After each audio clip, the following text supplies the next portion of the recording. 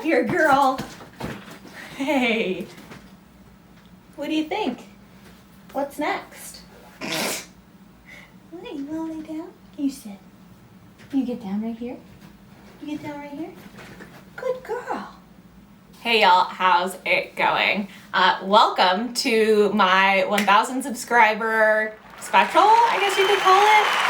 And this is gonna be an Ask Me Anything. So I put on my community tab and I also put out on my Instagram, basically ask me anything. Obviously anything appropriate and somewhat garden related. There's some stuff that maybe isn't, but wanted to sit down and do this Ask Me Anything video. We have Lana joining us. Lana, can I have one?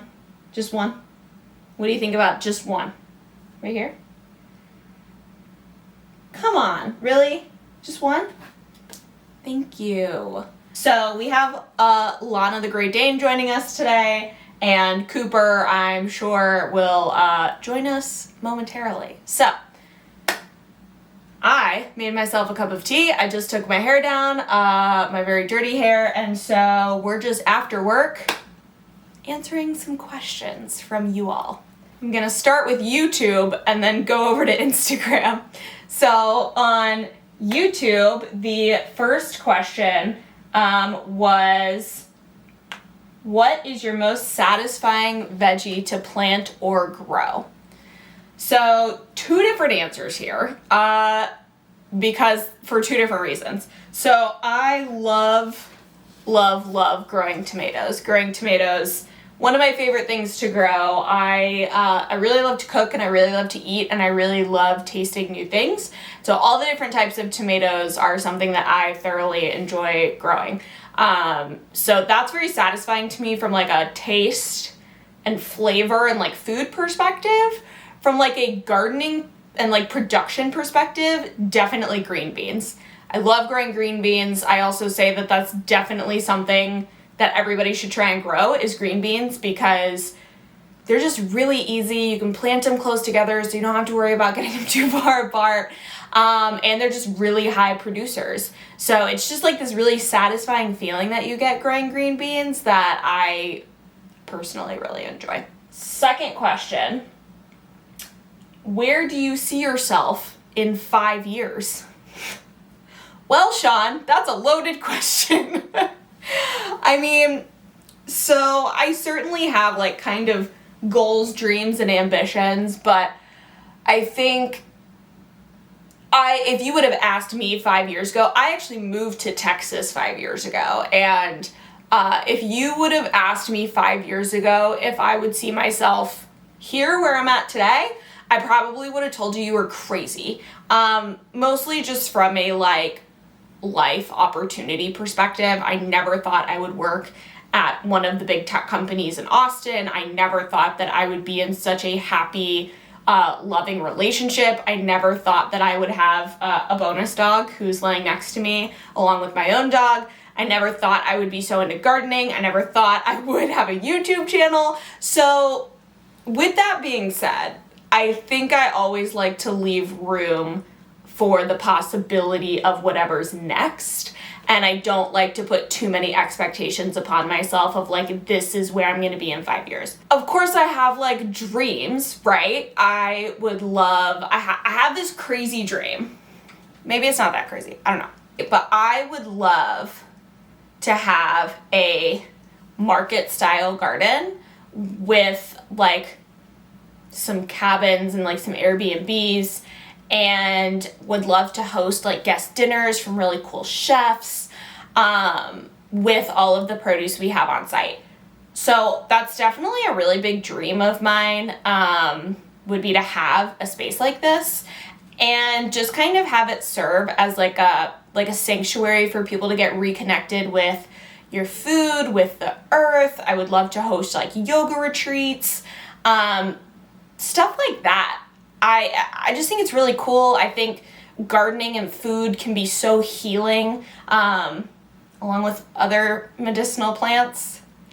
But that would be a big dream of mine. I think if I were to have like an ideal dream, it would be that. because I think we live in a very disconnected world, like between social media and working on computers and all of that stuff. We're so disconnected from everybody around us, and connection is so important in being like a healthy, happy human being and feeling like you have a purpose in this world, that I would love to foster a space for people to feel connected to themselves, to the earth, to their food, all of that. So yeah, I don't know that I see myself, I don't know where exactly I see myself in 5 years. That's kind of like a big dream. Does that happen in 5 years, 10 years, 15 years? Who knows? I hope to still be living in Texas. I really love it here a lot. I just love the people. I've never felt more like myself than when I've lived in Austin. So yeah, Sean, you gave me the ranting question. My new motto in life that I've been telling people, my sister got married and one of our very close family friends got married, and the advice that I gave to them, that is my new advice that I'm going to live by, is that you have to let go of your expectations, whether they're good or bad, and open your arms to what is supposed to happen for you, because what's supposed to happen for you is probably more beautiful than any of your expectations were going to be anyway. So where I see myself in 5 years is hopefully with my arms very open to whatever is going to come for me. Next question, what are some of your favorite small space, low sun vegetables? So low sun, I'm going to define that for this question. You still have to have full sun for vegetables. You can't really skirt that. So the minimum end of that is 6 hours, which is what I have in my backyard garden. My backyard garden gets right around 6 hours of sunlight, which is on the low end, which makes things difficult. I'm not going to lie to you. Things grow really slowly. They don't really grow the way you think they're going to. However, what I will say is leafy vegetables are going to be your friend. So lettuces, kales, anything that is a leaf where you can pop it off, come again, kind of a thing, that is going to be your bread and butter. And they will still grow slow. But small space, low sun, I would say lettuce and like leafy greens, because you can mass plant, you can take off the leaves as you need them and then come back. Like they call it cut and come again or something like that. Like you take the leaves off, you make your salad, and then in a few days, you've got enough growth for another salad. Next question is, what fruit do you like the best and look forward to growing one day? And then there's a second part to the question, but I'm going to answer this one first. I love peaches. Like I will eat peaches during peach season until I feel ill. And lucky for me, peaches actually grow really well here in Texas. So I've actually got a couple of cuttings propagated right now, or that I'm trying to propagate, of peaches from my community garden. So hopefully one day in a couple of years, if we have the land to do so, I can actually plant them in the ground and like have this really cool like piece of the beginning of my gardening journey with me. So I'm really excited to grow peaches one day. There is nothing better than grabbing a ripe peach off of the tree and just like eating it right then and there. So sweet, it's so juicy, it does not compare to like anything. I feel the same way about strawberries. I think I got really spoiled when I was a kid because part of my family's from Southern California, and when we would go visit them, we would get the freshest strawberries from the roadside stands, and you would just sit there and they were like candy sweet. You never got a tart one. They were just so juicy. They were still like warm out of the field. Ugh. There's like nothing better in the world, I swear. So yeah, peaches, definitely a big one that I'm super excited to grow someday. And then the second part of that question, which more exotic fruit such as dragon fruit, lychee, loquat, jujube are you most tempted in trying to grow? Y'all, I'm not gonna lie, as much as I love food, I don't go out of my comfort zone very often. I've heard jujubes are kind of like dry apples. Don't think I would love that. Loquat, maybe. Lychee, probs not. I think it's a texture thing. Lychee seems a little like slippery to me. Maybe fresh lychee wouldn't be that way, but the lychee that you get at the store seems a little, it seems like there's like a coating on it. You can just tell there's something about it that like makes me a little squirmy. So honestly, I think dragon fruit's really cool. I don't know that you can grow it in Texas. I know Epic Gardening, Kevin over at Epic Gardening, he grows dragon fruit and he's like very into it, very passionate about it. And there's like this whole trellis system and there's pruning and they seem a little complicated. I think if I were to ever go into an exotic fruit, I would try dragon fruit. Oh, but I would be scared. I'll put it that way. I would be very scared to try dragon fruit. So those are all of the questions from YouTube. Now we're gonna get into some Instagram questions.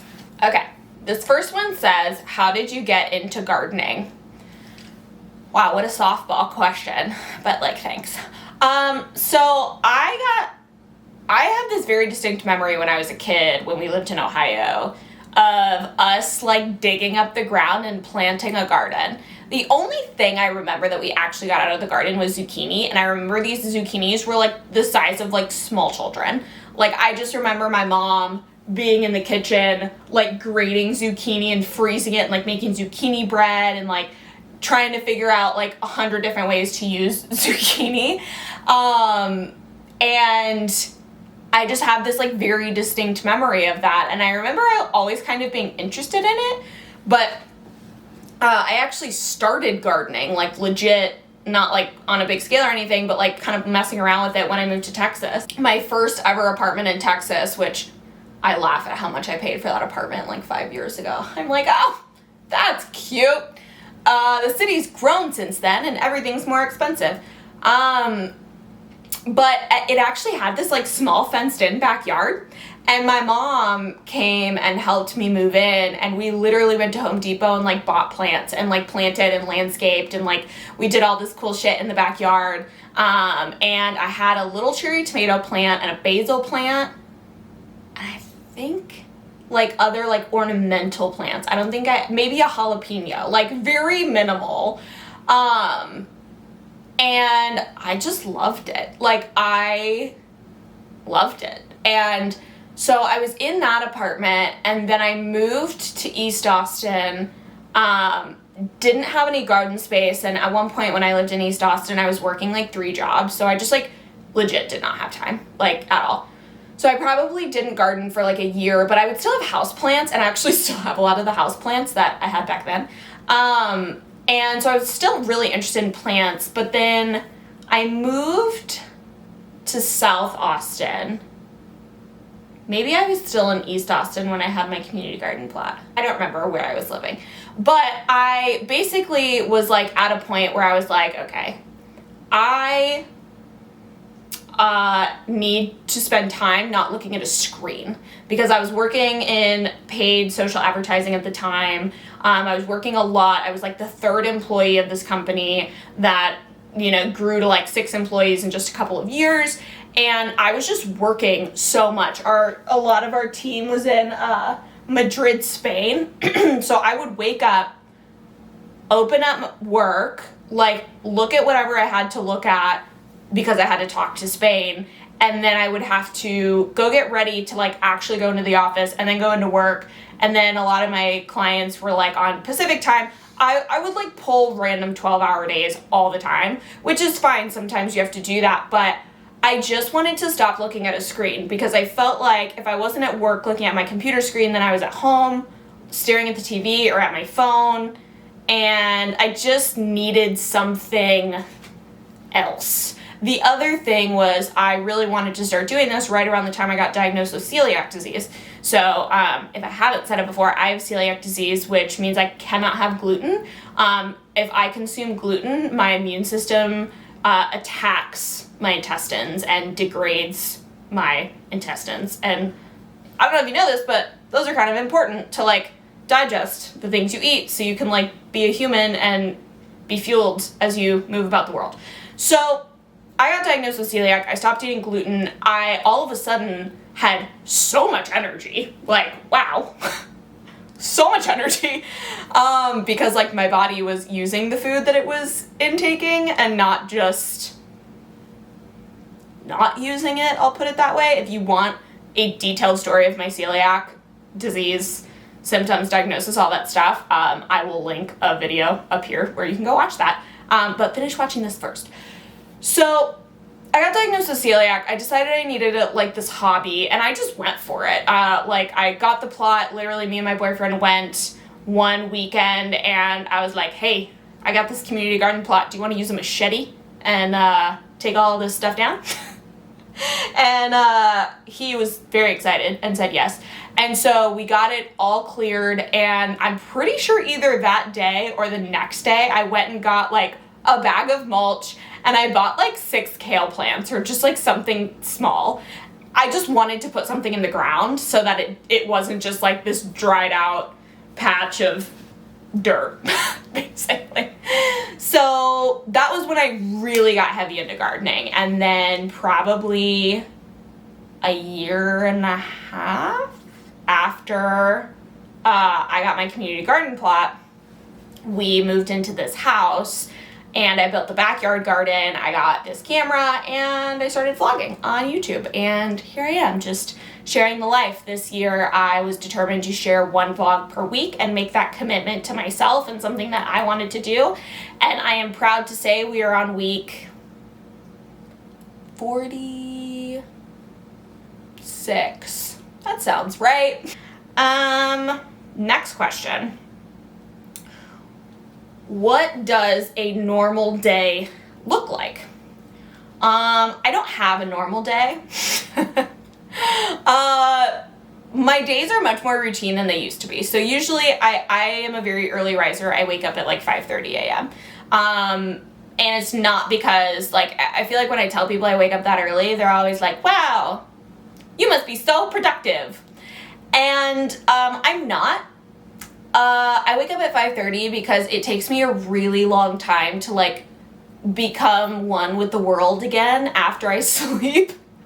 So like I wake up at 5:30 so that I can be functional by like 7, so that I can go like work out, garden, take the dogs on a WALK. You can't say that word in this house, or like it's chaos. So to be a functional human at 7 a.m., I have to wake up very early. I don't understand people who just like get up and like are immediately a human being. I don't get it. So anyways, I wake up at 5:30. I get some coffee. I have quiet time. I try and always drink a glass of water before I have a cup of coffee. Just because I feel like that is better for you. I don't know. And then I'll eat. Lately, I've been going to yoga classes in the morning a few times a week. And if I don't do that, I'm either gardening or taking care of the dogs in terms of taking them on a WALK. And then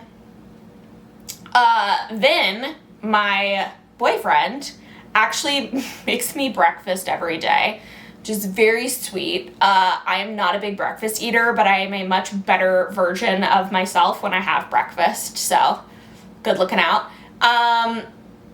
We'll grab breakfast, and usually by the time I have breakfast, I need to like get myself put together for work. I start working at like 9, 8:39, depending on the day. And then I work all day. I have a job in tech. I live in Austin. Austin is like the Silicon Valley of the South. So I work from like 9 to 4 usually. I really try hard to take a whole hour for lunch if I can, and like actually get up and walk away from my desk. Because working from home, I think it's really tough to like separate yourself, like go. And also my desk is in my bedroom, and so like I feel like I spend 8 hours a night when I sleep in there, and then I proceed to spend 8 hours a day in there. So I feel like I just live in those 4 walls. But yeah, so work for 8 hours, get done at like 4. I usually, spend an hour, again, out in the garden, or something to that effect. And I feel, haven't done it very well this week, but I feel pretty passionately about cooking dinner at home every night, just for a few reasons. I can't eat out very easily because of the gluten thing. Even cross-contamination can usually result in not a very good time for me. So I cook at home for that reason. Also just budget wise, it's easier on the wallet when you're not eating out all the time. And yeah, so I'll usually make dinner. And I am really, really OCD about making sure my kitchen is clean every night. I didn't used to be. And then when me and my partner started living together, I just realized with us working from home, both of us, we're literally eating 3 meals a day at home. And so if we're not really on top of keeping the kitchen clean, it just gets out of hand really fast. So yeah, I usually make sure my kitchen is clean, fully, no more dishes, wipe down the counters, everything is ready for the next day. And then after that, I've been trying to be more diligent lately about not being on my phone at night, and really trying not to even be watching TV. I'm really trying to read books, but fun books, not self-help or learning books. So I'm trying to work through a lot of the books in Reese Witherspoon's book club. I really love those books. They're really great stories. They're interesting to read. They're captivating. They kind of grab you. And so I'm trying to read 2 books a month right now. But I mean, ultimately, I will usually turn on the TV at some point. And then I'm usually asleep by 8:30 or 9. I really love to sleep. Sleeping is very important for me. I prioritize sleep a lot. And I'm okay with that. So yeah, usually in bed by 8:30 or 9 and then up again at 5:30. I do try and work in gardening as much as I can. It's harder to get over to the community garden because it's a 15-minute drive. But I do try and make it over there a few times a week during my lunch breaks especially. That's a good time to force myself to get out of the house. All right, this next one just says, tell us about the dogs. So Lana, hey Lana girl, you wanna show your face? Come here girl. Oh no. She's so tired. She's not gonna come here, but you guys have seen Lana before, and I'll put a picture up over here somewhere of Lana. Lana is my boyfriend's dog.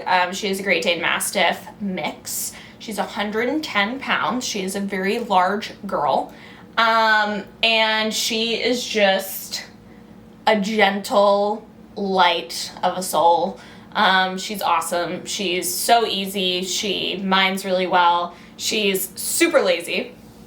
If you don't know that about Great Danes, they are very lazy animals.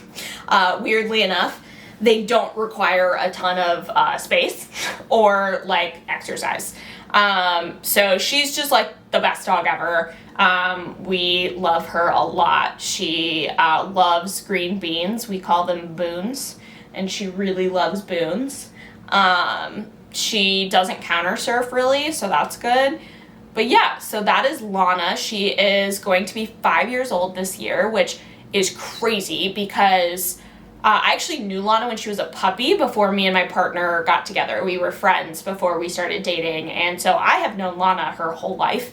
Not living with her and being in her life every day, but I've seen her since she was this little puppy. And maybe someday I'll tell the story of when I first met Lana.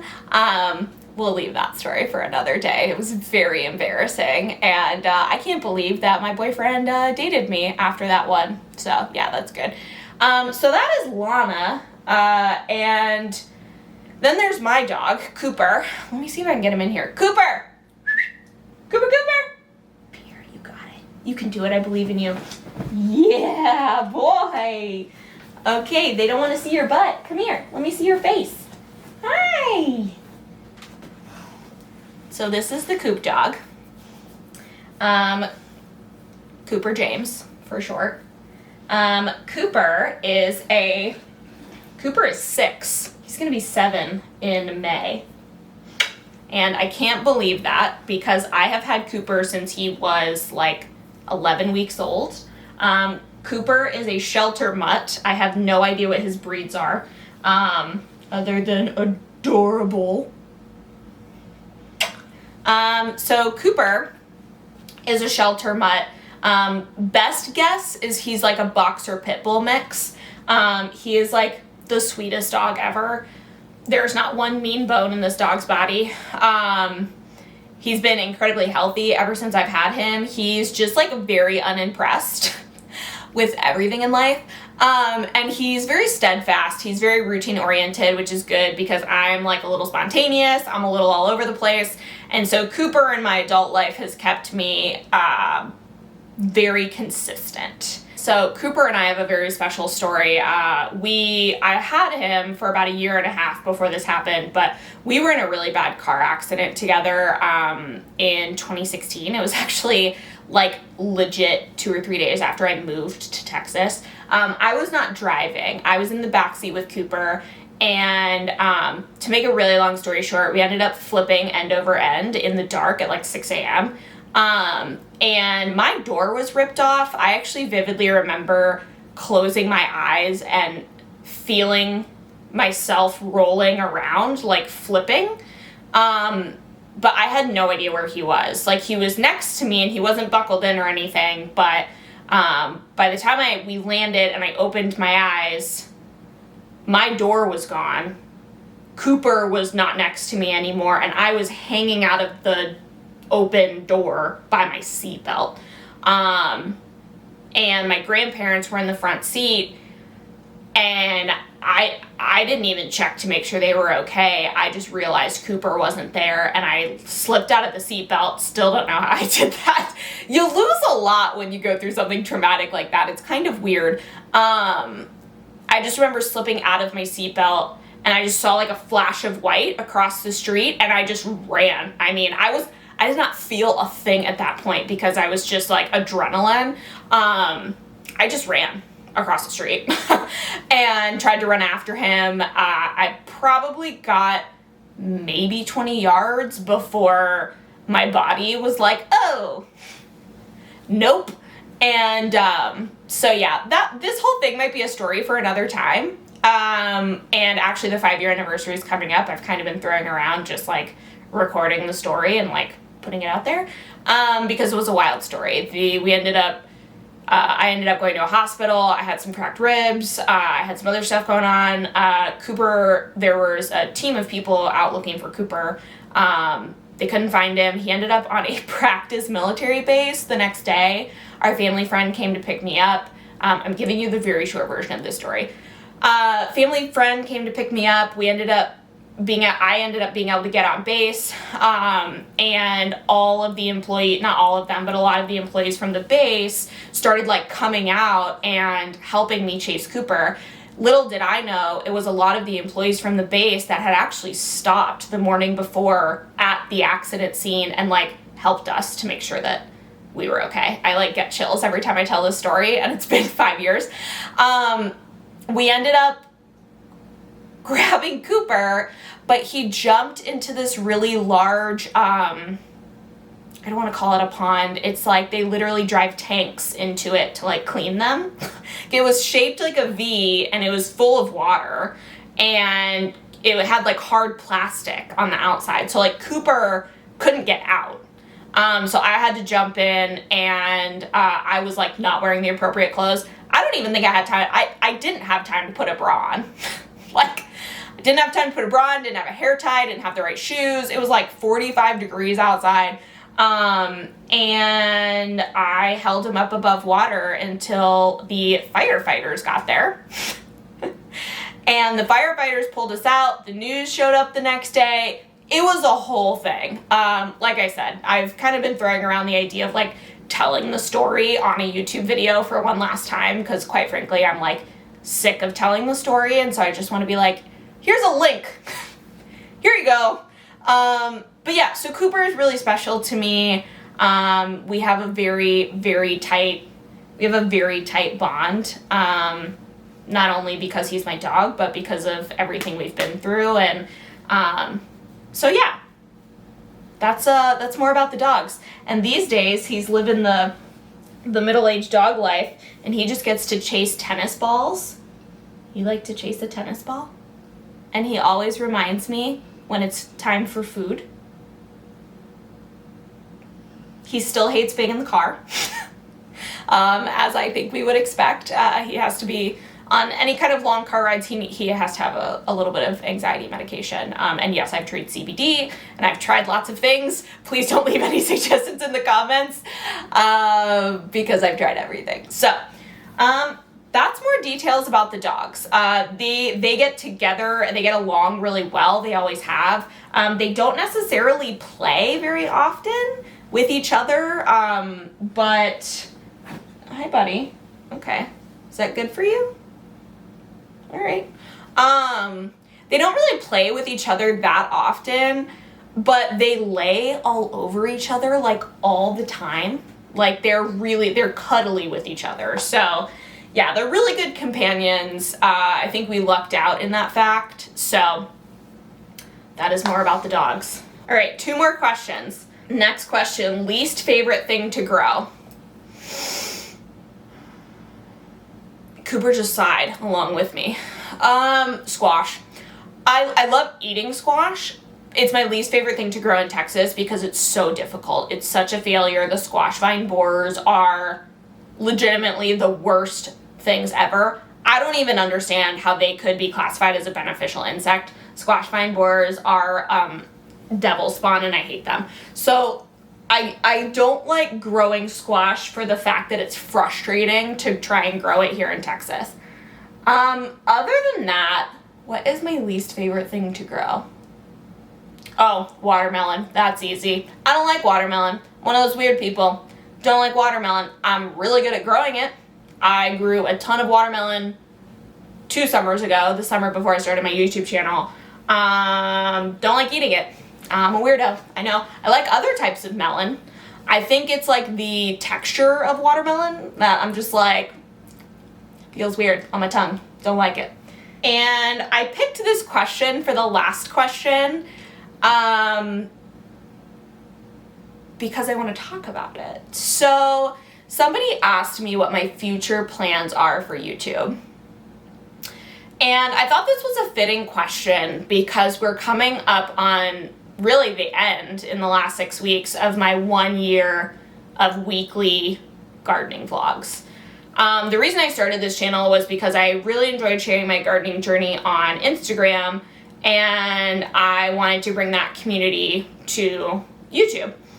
I did not bring that community to YouTube, but what I did find was a whole new community of Texas gardeners, of urban gardeners, of suburban gardeners, of people who just want to give advice, of generous people who just, want to connect. Like, I found this, oh, sorry, buddy.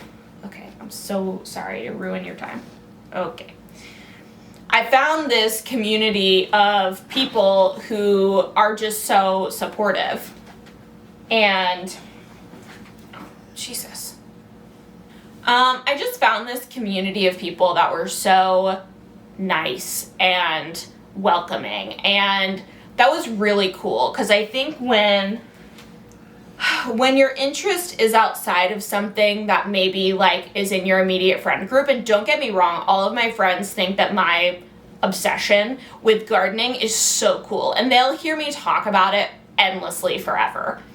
It tends to be a one-way conversation. And I wanted to have deeper two-way conversations with people so I could continue to learn. Nothing against any of my friends. They are all wonderfully supportive people. And I love that about them. Because I think other than one of my good friends has a community garden plot, I think I'm the only gardener in my group of friends. But my future plans for YouTube, I'm gonna finish out the year of vlogging. And I probably will still vlog a little bit after that. But I really think I want to start putting together some more like tighter educational videos. Like the rooting tree cuttings video I did the other day. It was on one subject, and I took you through the whole process. I showed you updates along the way. I would really love to create that type of content. I would also really love to continue to do, I did a kind of experimental video a couple of weeks ago of me cooking, and it was kind of like ASMR-ish. I wasn't even talking. I love watching that kind of content on YouTube. There is a creator, I think you say it Imamu, I-M-A-M-U, and she makes bento boxes for her husband, but she also just like makes food in general. And it is so relaxing to me to like watch these videos. I'm like entranced by everything happening. And so I would love to make more content like that, because really like the whole like vibe of my channel from seed to plate, I want to take you through the whole process. I want to take you through starting the seed, growing the seed, getting the tomato, and then what happens with the tomato in the kitchen, and all the different things you can do with that. So I think in 2022, I really want to try and focus on really well done, tighter, more educational type videos, along with vlogging. I really enjoy vlogging. It gives me like this very personal connection to you guys, which I've really enjoyed. And it's a good conversation starter, and I've learned so much. I think like the key to learning about gardening quickly is community. It started with my community garden, and I would just kind of like yell. I'd be like, hey, Paul! Paul's an actual gardener. He's amazing. He'll never see this. Hey, Paul, your Brussels sprouts look way better than mine. What did I do wrong? And Paul walks over and he's like, you planted them too close together. They've got bugs. Like, here you go. And that's how you learn, is by other people, whether you're watching them on YouTube or whether you're talking to them in person. And so that's why this is getting off subject. If you're a new gardener, find a community, whether it's on YouTube, whether it's people in real life, like find a community to learn from, because your learning and your growth as a gardener will be accelerated. So yeah, in terms of future YouTube plans, I just want to keep showing up.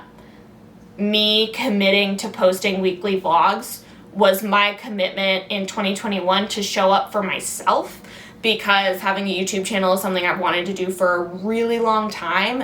Even before I started gardening, I tried to have a YouTube channel talking about like sustainable living and clean beauty products and stuff like that, and it just didn't, I wasn't at the right place in my life to really do that. So this is something I've always wanted to do, and I think the hardest part of any new thing you do in life is showing up.